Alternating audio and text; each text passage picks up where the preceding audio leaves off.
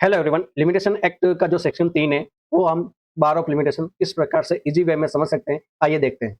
इसमें हमारे पास में 2 क्लॉज़ होते हैं। सबसे पहला होता है कि जो दावा है वो किस प्रकार से जो आपका है, तो प्रिस्क्राइब्ड जो टाइम पीरियड है उसके बाद में अगर आप क्लेम करते हो तो किस प्रकार से किया जाएगा। क्लेम अगर आप दावा करते हो तो वाद यानी एप्लीकेशन, छूट, आवेदन और अपील के माध्यम से कर रहे हो तो वहाँ पर उस समय आपका क्या हो जाएगा, खारिज डिसमिस कर दिया जाएगा। जब तक आपने प्रतिरक्षा की कोई बात नहीं उठाई है तब तक वो क्या हो जाएगा, खारिज हो गया। आपने डिफेंस की जो बात है अगर नहीं उठाई है तब वो क्या हो जाएगा, खारिज हो जाएगा।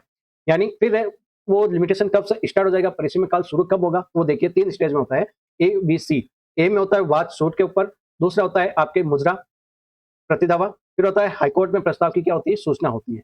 इन 3 परिस्थितियों में क्या होता है, आपका परिसीमा काल शुरू होता है। पहली कंडीशन देखिए कि अगर आप सूट फाइल कर रहे हो, ठीक है? तो वहाँ पर अगर आपका कोई भी सामान्य वाद है, जनरल सूट है वहाँ पर, तो वाद पत्र होगा तो उचित अधिकारी को किया जाएगा। किसको किया जाएगा? आप किसको दाखिल करोगे? वाद पत्र को जो उचित ऑफिसर होगा, जो प्रॉपर आपके ऑफिसर होगा, उसको किया जाएगा। दूसरा, अकिंचन की दशा में अगर आपको अकिंचन की दशा में अगर आपको सूट फाइल करना है, तो कैसे करोगे? आवेदन लाने वाला की जो क्या करती है, उसकी इजाज़त होने पर आप क्या कर सकते हो, सूट है जो फाइल कर सकते हो। ठीक है? फिर एक कंपनी के जो समापन है, उसके द्वारा अगर आपको फाइल करना था तो वहाँ पर शासकीय अधिकारी के द्वारा किया जाएगा। अगर आप मुजरा और प्रतिदावा कर रहे हो तो मुजरा की दशा में क्या हो जाएगा, उस तारीख पर जब वाद पत्र दायर किया गया है तो वो आपके परिसीमा काल शुरू माना जाएगा। फिर प्रतिदावा कब शुरू माना जाएगा, तो दावा प्रस्तुत करने पर जिस तारीख को आपने प्रस्तुत किया है तो वो दिन है, वो तारीख है, वो आपके परिसीमा काल की जो शुरू मान ली जाएगी। और जब आप क्या कर रहे हो कि हाईकोर्ट में आप एप्लीकेशन लगा रहे हो तो लिमिटेशन पीरियड कब से शुरू होगा, तो हाईकोर्ट के प्रस्ताव की सूचना पर जो एप्लीकेशन है या आवेदन है उचित अधिकारी के समक्ष अगर आप